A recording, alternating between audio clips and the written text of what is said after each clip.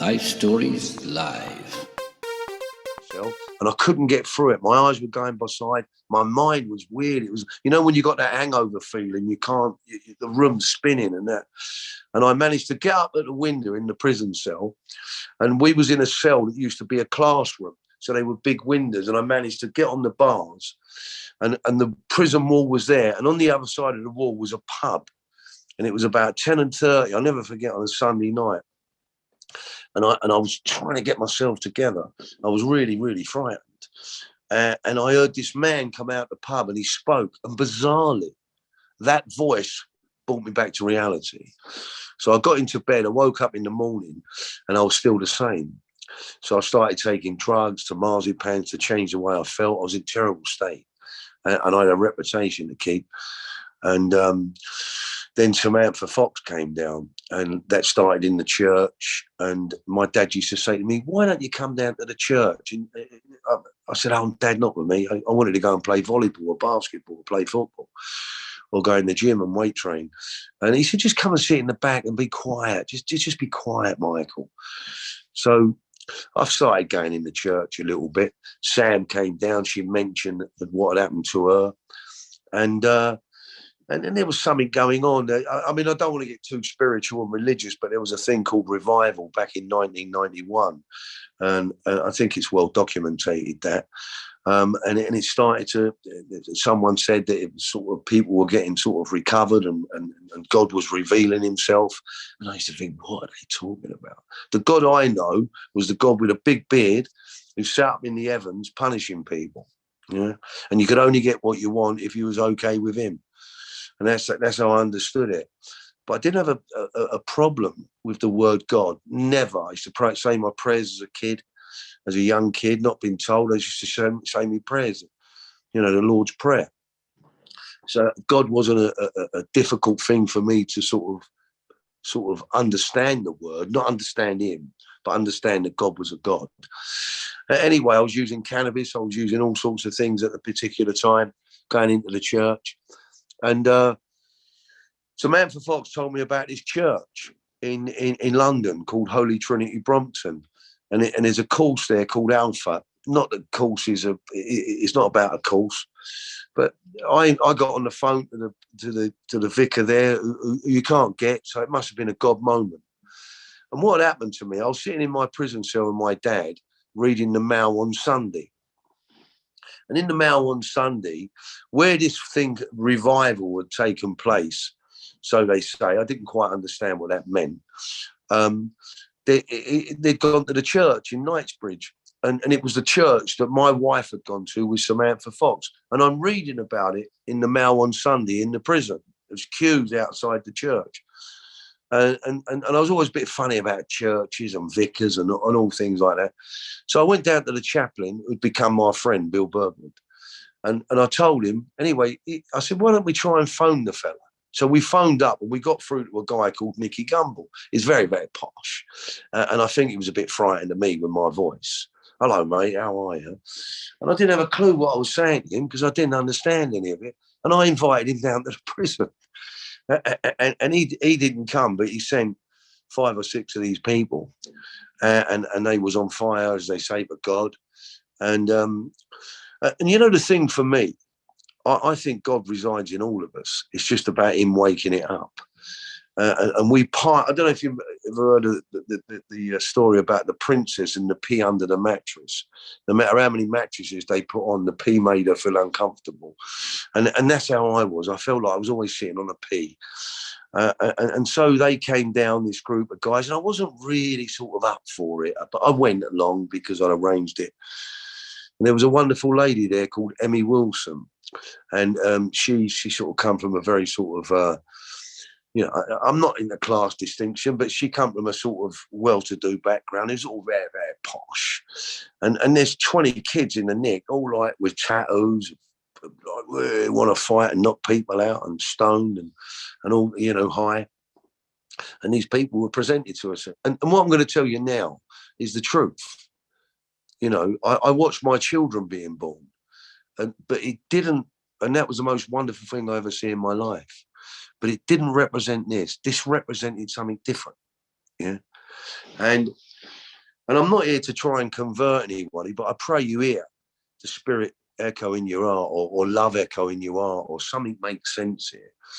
But these guys come into the chapel, and there was a number of us there.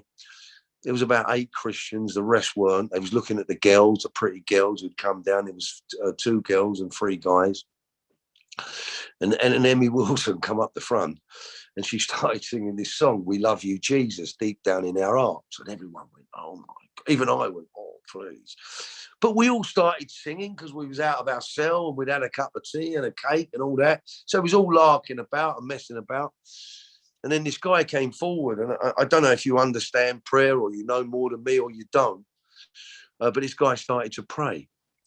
And prayer for me doesn't belong in the church. I mean, I like church, don't get me wrong, but Jesus is omnipresent.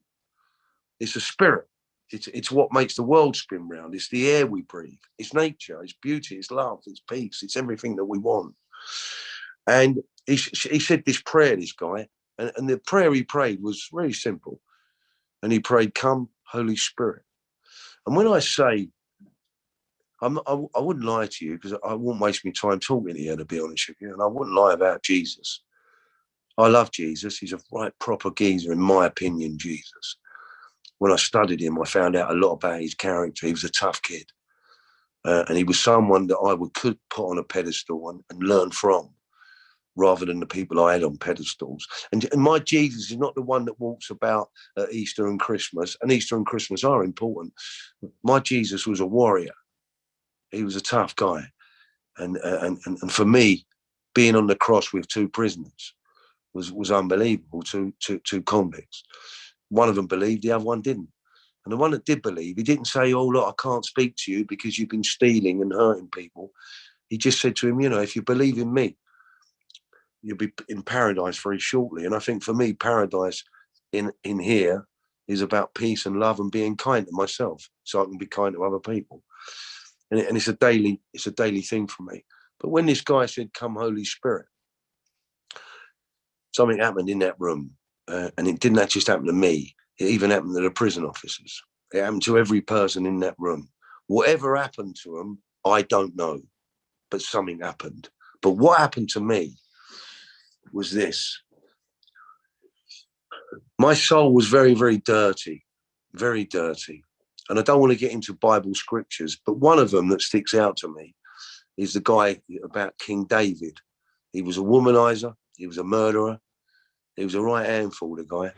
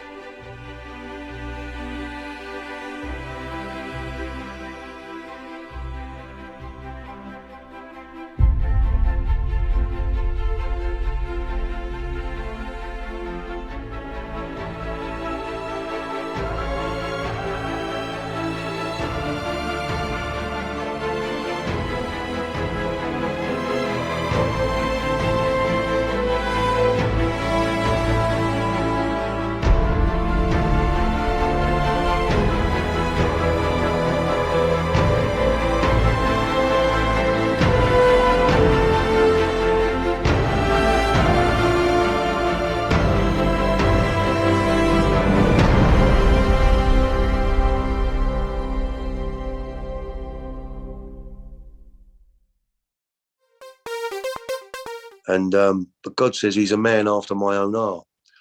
And he'd been caught having an affair with somebody, and it was his friend's wife. He had the guy killed. And I thought, my God. And God says he's a man after his own heart. And when David cried out for repentance. I don't know if you know what that means when we say sorry. Maybe you know more than me, but I'm just sort of putting it out there. God said to him, I desire that, he said, cleanse me and blah, blah, blah. And he said, I desire the truth in your innermost being. And my innermost being needed the truth because it was rotten. It was like a rotten apple. And I looked good on the outside. I had all the bits and pieces, but I wasn't good on the inside. And pardon the pun, but Jesus is an inside job. He's into it. He knows who's doing crime, who's taking drugs, who's being violent. He knows, and he loves us all. And he really does. He loves us all. There's no judgment. And that moment for me, that desire of the truth in my innermost being. And the next word goes on to say, I'll give you wisdom to understand it. Now, wisdom's a wonderful word. God said he gives it away freely, and don't be double-minded if you ask for it. And I wanted wisdom. I wanted to understand love. Love was not being excited looking at a pretty girl. Love is an action. It's a verb to do. So do I love myself? If I love myself, then be kind to myself. And then if I'm loving myself, I can love my neighbour. But I used to think if you loved yourself, it was like an ego thing. God, do I look good and all that? And that's what the world brings to us. And I've been separated. Although I live in the world, God separates us to enjoy the fruits of what he's got for us. And when I got touched that day, it was amazing for me. It really touched me. My dad got touched as well. The old Paddy, he got touched. And I remember walking back to my cell and waking up the following day thinking, what's happened? How can I be a born again Christian? But the feeling that I had, the noise in my head had stopped. It wasn't like a train. It's where we suffer, I do in my head. And there was a peace. And I went on with that peace. And people used to come down and they'd pray for the Holy Spirit or pray for love, however you want to term it. But slowly but surely, old Michael started to come back.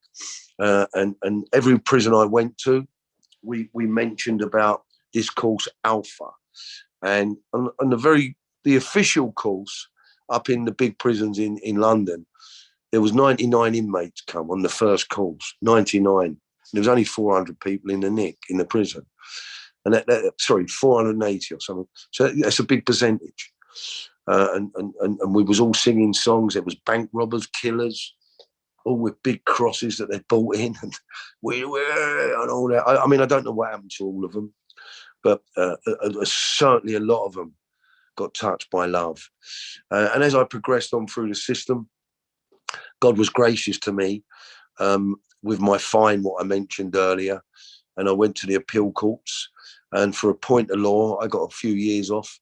So instead of being away 10 years, I come out after 5, which was amazing. When I came out, sadly, I relapsed on cocaine. Yeah. So being in prison, all you had to do was turn the light on and off. And you didn't have a lot to do. You just had to look after yourself. So I came out and I'd been on fire for God, and I'd slipped back, and I didn't quite understand it, because what I really wanted was to be healed. That's what I wanted. I wanted it. I wanted it then. I wanted it now. And it's not like that. It's for some people. It weren't for me. But God brought me along the way, and he never left me or forsake me. And I relapsed. I left the church for a year. I got involved with a very dishonest relationship, and the addiction kicked in again. But I quickly arrested it. I went back into the church. It wasn't nice what I'd done. It was be honest with you, and I'm going to be very, very brutal and honest with you. It was a friend of mine's wife. He was a business colleague. They was going for a divorce. No matter what, if they was going for a divorce or not, it wasn't right. And it caused me a lot of heartache and pain.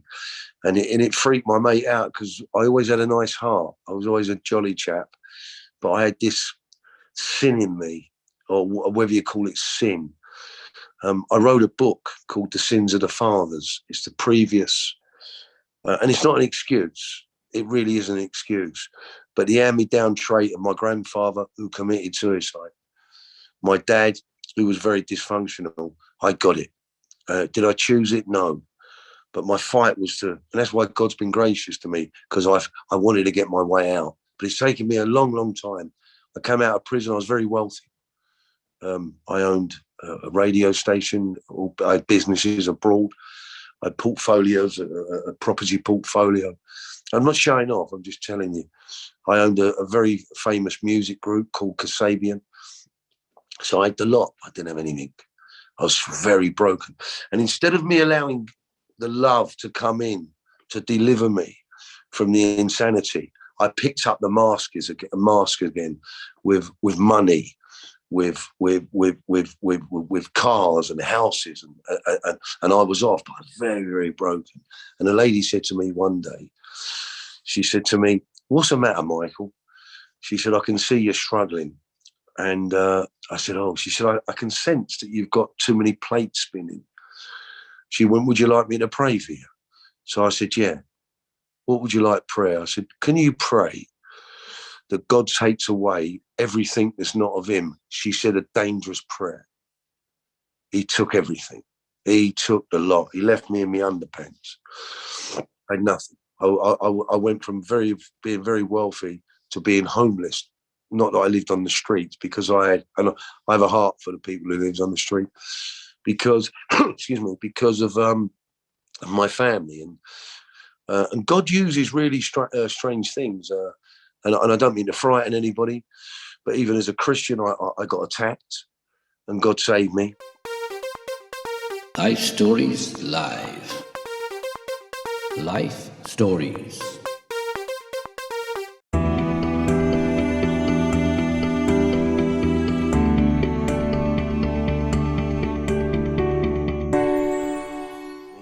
From a knife, it was incredible. And I knew it was the Lord on my side. Why didn't he prevent it happening? I don't know, but he didn't let me get hurt. Yeah, he took everything.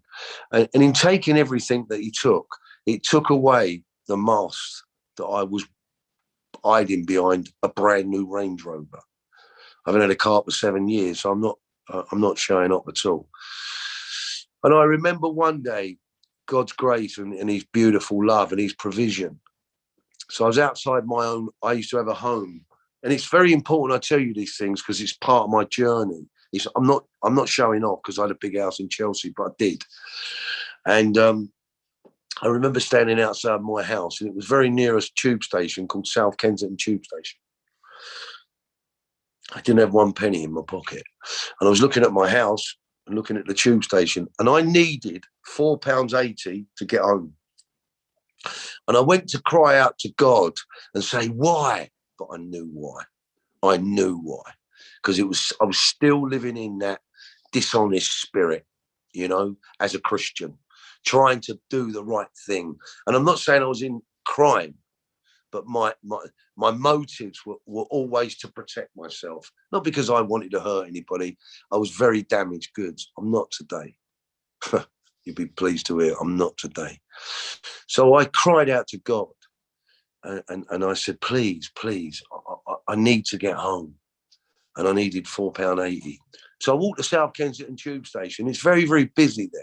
And I keep looking back at my house with resentment and no money. It was only a few years I lived in that house. And I went down to South Kensington Tube Station, and there was no one there. I could have run through the barrier. There was one man there, a ticket collector. And I just looked around and I said, Lord, please help me.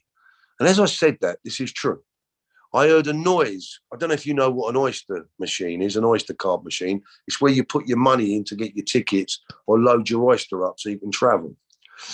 And there's about 3 of them there. And I prayed, please. And I heard a noise on this machine, and it drew me to the machine. And as I went over to the machine, I needed £4.80 to get home. £5 fell out. I don't know how, but £5 fell out. And I heard, not that I heard God say this, but what echoed in my spirit was, it's not what you want, it's what you need. And so my prayer to God most days now is what I need. And I ventured on, and to get me out of the criminal life that I was involved with, not as a criminal, but as a Christian. I used to still see people. I had businesses. I had partners who were still not in crime, but had come out of criminal activities, and they were partners with me. And God cut it. He severed it. But in that, I dropped to my knees, and he became what I should have had in the beginning. Was relied on the source of Jesus, but I always relied on Michael. My will was very strong, albeit a broken will, a dysfunctional will, but I could manipulate. I get what I want, and it was always not what I needed. Yeah, and the ego grew and the pride grew, and the mental health grew. It grew madly, but you'd have never got me. I had a way of disguising it, but now I couldn't. I was vulnerable, weak, and that's where God picked me up. And he took me on my journey again, and he graced me. I've got 4 daughters, yeah, and because I love them so much, but I couldn't engage with love. I felt so ashamed of myself. He then blessed me with 8 grandchildren. I've got 8 grandchildren today, and those grandchildren they range from the eldest is 14 and the youngest is 1. Sorry, the youngest is 4 months. And I've got 6 grandsons. I thank God I never had any sons, because the sins of the fathers is gone. That sin is gone. There's no man left with my name to carry on the destructive behaviour of crime, drugs, dishonesty, abortions, sex, madness. And it's not good. And that was the life that I led. Now, I'm not saying everyone leads that life, but I did. And so for me to have nothing and for God to raise me up again and give me these wonderful children, these grandchildren. And whereas I used to take my children on holidays, I used to buy them big cars and fly them out to New York and go to the south of France. I couldn't have that. I didn't have that. I lived on the line of poverty. How I survived, I will never know, but I did. I do know, by the grace of God. And then he gave me these 8 grandchildren. And each one that came along, I had to do the normal things that normal people do. Go and push the swings. Not buy them the best Christmas presents. I should get on buses with them. I should go and watch the football with them. And the unity amongst us, the love, the closeness that me and these 8 kids have is what God used for my final healing. He allowed me to have love language for these wonderful children. And I thank God for those children today. They're incredible. They're very well, they're smart, they're kind, they're prayerful.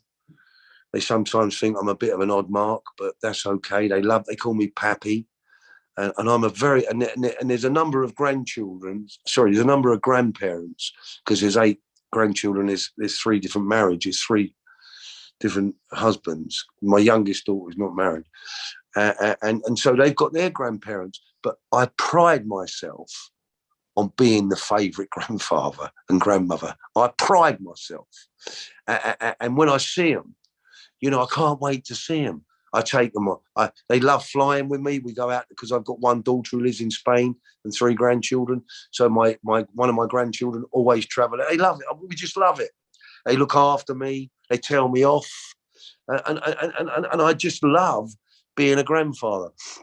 So my quest was to get myself sorted out. I had to get myself out of debt. But none of these things were important. What's important is that I hear the soft voice. And that soft voice is the voice of God. And in the quietness of the spirit, it's where the big things happened. Yeah. Because in peace, a peace that passes all understanding, beautiful things happen. Wonderful things happen. The joy of the Lord is our strength. And all those things started to happen for me. And I... LifeStories Live.